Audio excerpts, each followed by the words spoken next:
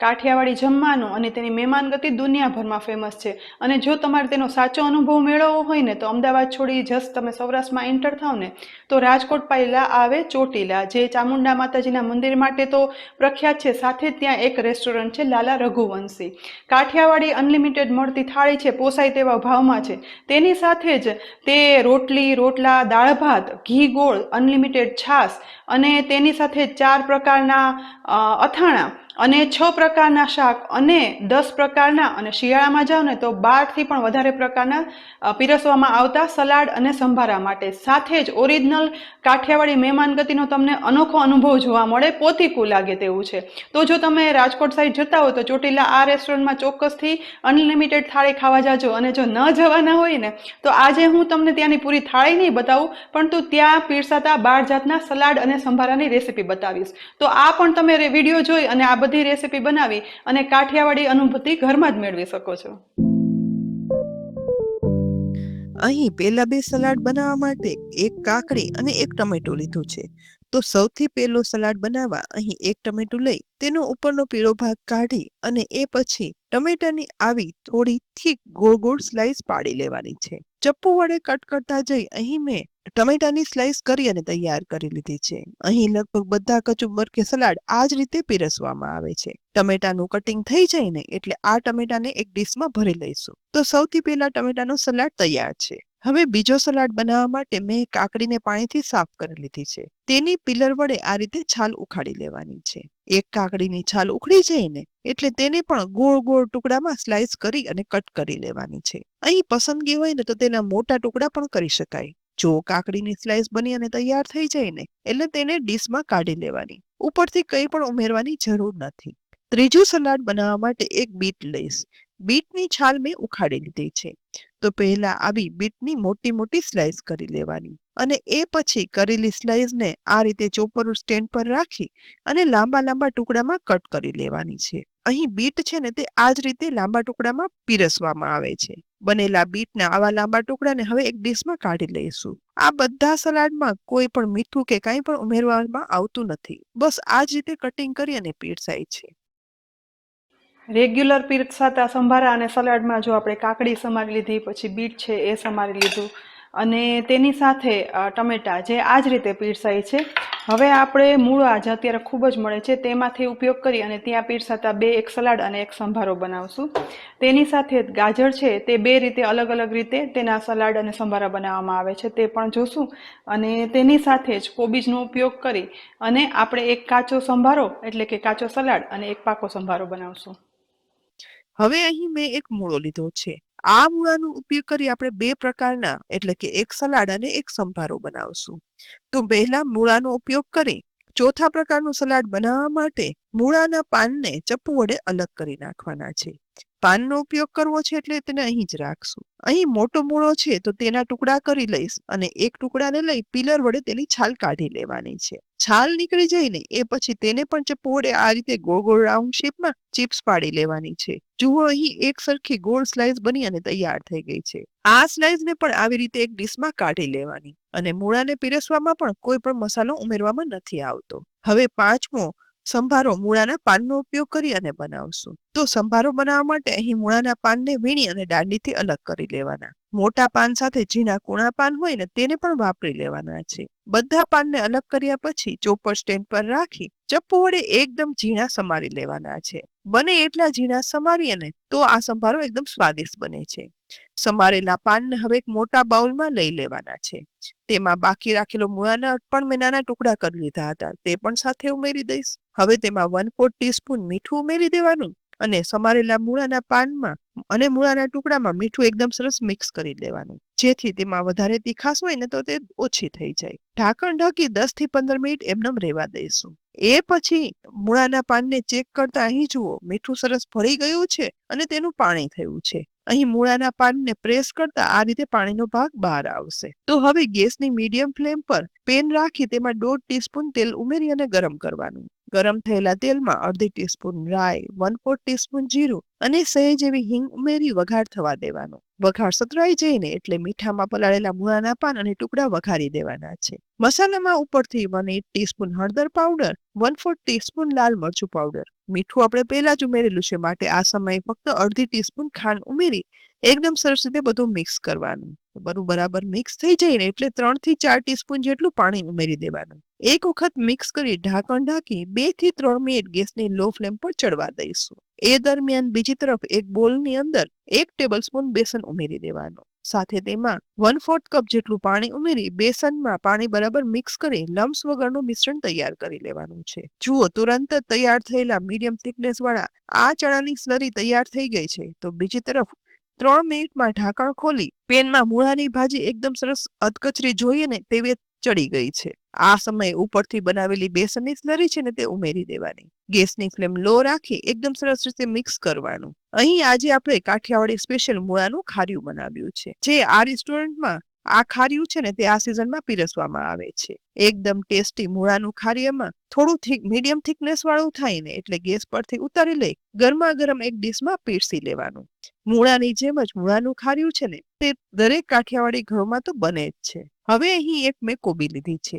આ કોબીમાંથી આપણે એક સલાડ અને એક સંભારો એમ ટોટલ 2 વાનગી બનાવશું. તો છઠ્ઠી પ્રકારનો સલાડ બનાવવા માટે કોબીના 2 ટુકડા કરી લેવાના અને તેમાંથી એક ટુકડાનો ઉપયોગ કરી તેના ફરી 2 ટુકડા કરી અને એ પછી દરેક ટુકડાને લઈ એકદમ ઝીણું ચપ્પુ વડે સમારવાનું છે. અહીં તમે જોઈ શકો છો કે ચપ્પુ વડે હું એકદમ ઝીણું ચોપ કરી રહી છું અને બને ને એટલી પતલી સ્લાઇસમાં ચોપ કરવાનું છે. આ રીતે કોબીને સમારી લીધા પછી સમારેલી કોબીના 2 એક સરખા ભાગ કરી લેવાનો. પહેલો કોબીનો સમારેલો અડધો ભાગ છે ને તેનો આપણે ઉપયોગ સલાડ બનાવવામાં કરવાના છીએ અને બીજી સમારેલી કોબીનો અડધો ભાગ છે ને તેમાં હું અંદર લીલા મરચાના ટુકડા ઉમેરી દઈશ. તેમાંથી આપણે કોબી મરચાનો સંભારો બનાવશું. અહીં છઠ્ઠા નંબરના સલાડ બનાવવા માટે સમારેલી કોબીજમાં અંદર મસાલામાં 1/4 ટીસ્પૂન મીઠું, 1/4 ટીસ્પૂન લાલ મરચું પાવડર અને થોડી એવી સમારેલી કોથમીર ઉમેરશું. ઉપરથી માત્ર 2 થી 3 ટીપા લીંબુનો રસ ઉમેરવાનો. લાલા રઘુવંશી રેસ્ટોરન્ટમાં કોબીનું કચુંબર આ જ રીતે બહુ ઓછા મસાલા સાથે પીરસાય છે. બધું બરાબર મિક્સ કર્યા પછી બનેલા કોબીજના કાચા કચુંબરને એક ડીશમાં કાઢી લેવાનો. હવે 7મા નંબરનો સંભારો બનાવવા માટે ગેસની લો ફ્લેમ પર પેન ગરમ કરી તેમાં 2 ટીસ્પૂન તેલ ઉમેરી અને ગરમ કરવાનું. ગરમ થયેલા તેલમાં 1/4 ટીસ્પૂન રાઈ, સહેજ એવી હિંગ ઉમેરી અને રાઈ વઘારમાં ફૂટવા લાગે ને એટલો વઘાર થયા પછી તેમાં સમારેલા કોબી અને મરચા ઉમેરી દેવાના છે. મસાલામાં 1/4 ટીસ્પૂન હળદર પાવડર, 1/4 ટીસ્પૂન મીઠું ઉમેરી સાથે અડધી ટીસ્પૂન ખાંડ ઉમેરી દેવાની. ગેસની ફ્લેમ મીડિયમ થી લો જ રાખી ઉમેરેલા મસાલા સાથે કોબી મરચાને મિક્સ કરતા જઈ અને સાતળવાના. કાઠિયાવાડી ઘરોમાં સ્પેશિયલ કોબી મરચાનો સંભારો છે ને ક્યાંક અધકચરો બનાવવામાં આવે તો ક્યાંક પૂરેપૂરો પકવવામાં આવે છે. પસંદગી આપણી ઉપર છે.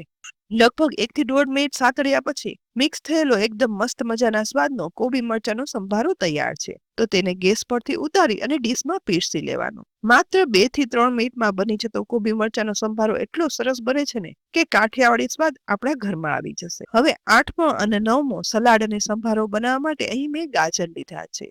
અત્યારે ખૂબ જ મોટા ગાજરમાંથી 2 પ્રકારના કાચા કચુંબર બનાવવાના છીએ. તો સૌથી પહેલા એક ગાજર લઈ પીલર વડે તેની છાલ ઉખાડી લેવાની છે. છાલ કાઢ્યા પછી આ રીતે ગાજરના લાંબા ટુકડામાં કટ કરી લેવાના અને એ પછી બનાવેલા ટુકડાનો વચ્ચેનો ભાગ જો વધારે પીળો હોય ને તો કાઢી લેવાનો અને કિનારીએથી આ રીતે લાંબી લાંબી સ્લાઇસ કરી લઈશું. વચ્ચે કડક ભાગ પણ દૂર કરી શકાય. હવે લાંબી કરેલી સ્લાઇસને ચોપર સ્ટેન્ડ પર રાખી આવા મીડિયમ 1 ઇંચના ટુકડામાં કટ કરી લેવાના, જેથી એક સરખા ટુકડા બની અને તૈયાર થશે. જેમાંથી આપણે લસણિયા ગાજર બનાવશું. ગાજરના ટુકડા થઈ જાય ને એટલે ખાંડણી લઈ તેમાં 7 થી 8 કળી લસણની ઉમેરવાની અને તેને વાટી લેવાનું છે. આ લસણ અધકચરાથી થોડું વધારે મેશ થઈ જાય ને તેવું વાટવાનું. જો આવું લસણ વટાઈ જાય ને એ પછી તેની અંદર અડધી ટીસ્પૂન ધાણા જીરું પાવડર, 1/2 ટીસ્પૂન લાલ મરચું પાવડર, અડધી ટીસ્પૂન મીઠું ઉમેરી ફરીથી ઉમેરેલા મસાલા આ રીતે વાટી અને મેશ કરી લેવાના અને લસણમાં મિક્સ કરવાના. મિક્સ કર્યા પછી જુઓ આવી એકદમ સરસ લસણની ચટણી તૈયાર થઈ જશે. પણ લસણિયા ગાજર લાંબો સમય સુધી સારા રહે ને તેના માટે લસણનો ચટણીનો ઉપયોગ કેવી રીતે કરવો તે આપણે આગળ જોઈએ. અહીં ગેસની મીડિયમ ફ્લેમ પર વઘારિયાની અંદર 2 થી 3 ટીસ્પૂન તેલ ગરમ કરવા માટે ઉમેરી તેલ ગરમ થાય ને એટલે તેમાં 1/4 ટીસ્પૂન હિંગ ઉમેરી હિંગનો વઘાર એકદમ સરસ સાતળી લેવાનો. તુરંત જ આ વઘારને ગેસ પરથી ઉતારી બીજી તરફ તૈયાર કરેલી લસણની ચટણીમાં ડાયરેક્ટ જ ઉમેરી દેવાનો. આ રીતે ગરમ વઘાર ઉમેરવાથી લસણની ચટણીનો કલર છે ને એવો સરસ જળવાઈ રહેશે. સાથે લસણની ચટણી એકદમ સરસ સતરાઈ જશે આ સતરાયેલી લસણની ચટણીનો લસણિયા ગાજરમાં કરવાના છીએ. તો એક પોળી ડીશમાં સમારેલા ગાજર ઉમેરી દઈ તેમાં વઘારેલી લસણની ચટણી છે ને તે જોઈએ એ પ્રમાણે અહીં મેં 1 ટીસ્પૂન લીધી છે તે ઉપરથી ઉમેરી દેવાની અને એ પછી બધું મિક્સ કરવાનું. એકદમ ઓછા સમયમાં બનતા આ લસણિયા ગાજર તમે એકવાર બનાવી અને ચાખો ને એટલે કાઠિયાવાડી સ્વાદનો તો અનુભવ થાય, સાથે તમારે રોટલી કે પરોઠા સાથે શાક બનાવવાની પણ જરૂર નહીં રહે. બસ લસણિયા ગાજર તૈયાર થઈ ગયા છે, તો તેને એક ડીશમાં પીરસી લઈશું. હવે નવમું ગાજરનું સલાડ બનાવવા માટે એ બીજા ગાજરની છાલ ઉખાડી લઈ મોટા ખમણ કરવાની ખમણી લઈ આ રીતે ગાજરનું એકદમ સરસ મોટું ખમણ કરી લેવાનું છે. જુઓ અહીં ગાજરનું ખમણ તૈયાર થઈ જાય ને એટલે તેમાં કોઈ પણ પ્રકારનો મસાલો ઉમેરવામાં નથી આવતો.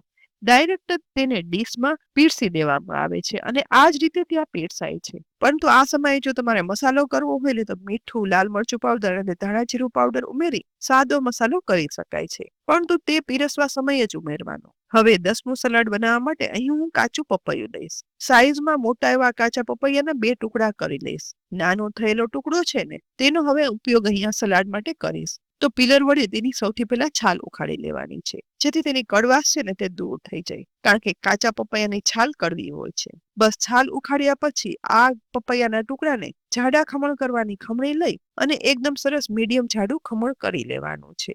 અહીં જુઓ પપૈયાનું ખમણ તૈયાર થઈ જાય ને એટલે તેમાં મસાલામાં 1/2 ટીસ્પૂન લાલ મરચું પાવડર, 1/4 ટીસ્પૂન હિંગ, 1/2 ટીસ્પૂન મીઠું, 1/2 ટીસ્પૂન ખાંડ અને થોડું એવું લગભગ 1 ટીસ્પૂન જેટલું તેલ ઉમેરી મસાલા બરાબર પપૈયાના ખમણની અંદર મિક્સ કરી દેવાના છે. પપૈયાનું સલાડ આપણે ગાંઠિયા સાથે તો ખાતા જ હોય છે, પરંતુ એકવાર આ રીતે બનાવી જમવામાં ઉપયોગ કરજો.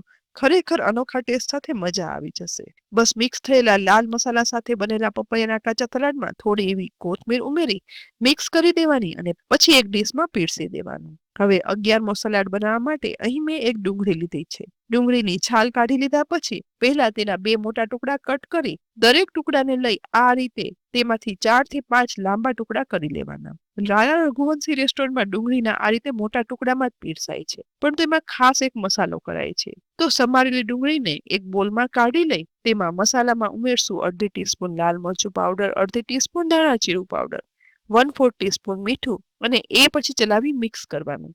આ સમયે તેલ ઉમેરવું હોય તો પણ ઉમેરી શકાય, સાથે થોડી એવી સમારેલી કોથમીર ઉમેરી બધું મિક્સ કરી દેવાનું. બસ તૈયાર થયેલી એકદમ ચટપટી આ ડુંગળીને સલાડ તરીકે એક ડીશમાં પીરસી લેવાનું. પણ કાઠિયાવાડી જમણ હોય તો મરચા કેમ ના હોય? તો ચાલો મરચામાંથી જ આપણે 12મો અને 13મો 2 પ્રકારના સલાડ અને સંભારા બનાવીએ. જેના માટે અહીં મેં મોળા મરચા પણ લીધા છે અને સાથે તીખા મરચાનો પણ ઉપયોગ કરશું. મોળા મરચા લઈ તેને લાંબો કટ લગાવી મીડિયમ થી નાના આ રીતે 1 ઇંચના ટુકડા કરી દેવાના છે. 2 થી 3 મરચાના આ રીતે લાંબા ટુકડા થઈ જાય ને એટલે તેને એક ડીશમાં અલગ કાઢી લઈશું, જેમાંથી આપણે રાયતા મરચા બનાવવાના છીએ. બાકી રહેલા તીખા અને મોળા મરચા છે ને તેનો ઉપયોગ કરી એક સંભારો બનાવવાના છીએ. તો મોટા મરચાને આ રીતે ગોળ ગોળ સ્લાઇસમાં કટ કરી લેવાના અને સાથે સંભારાને તીખું બનાવવા માટે તીખા લીલા મરચાને પણ આ રીતે ગોળ ગોળ સ્લાઇસમાં કટ કરી લેવાના.